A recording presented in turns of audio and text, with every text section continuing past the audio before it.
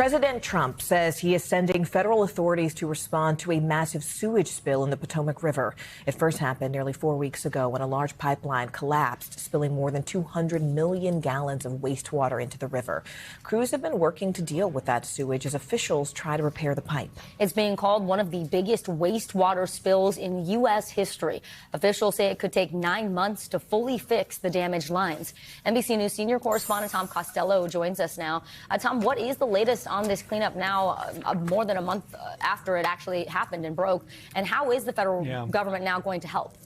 Guys, I cannot emphasize enough. This is just an enormous sewage spill that is sending raw sewage into the Potomac River. And if you don't live in or around D.C., the Potomac River is the main river that flows right past the Kennedy Center, right past the Lincoln Monument and Memorial, I should say, all the way down past Reagan Airport. This is a horrific environmental disaster underway right now. As you mentioned, 200 to 300 million gallons of raw sewage spilling into the Potomac. Now, they've managed to detour some of it already, but it's going to take 3 to 4 weeks to actually fix the affected line. Part of the problem is this is a 60-year-old line, and a lot of the infrastructure in and around Washington, D.C. is simply decaying. They've also got massive boulders inside the line that they've got to try to clean out, and they've had a lot of sanitary wipes clogging things up.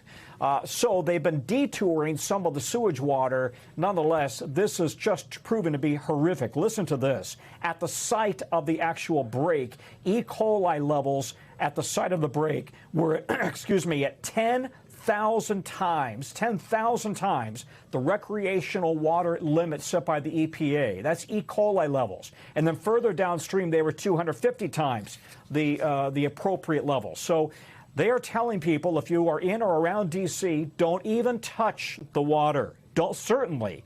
Right now it's all iced over, but it's about to thaw out. Don't even touch it. Don't go in with a boat. Don't go kayaking. Don't go fishing.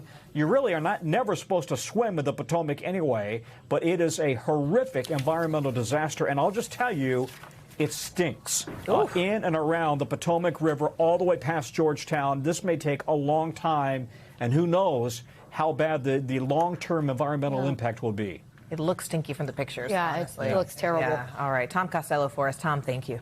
We thank you for watching, and remember, stay updated on breaking news and top stories on the NBC News app or watch live on our YouTube channel.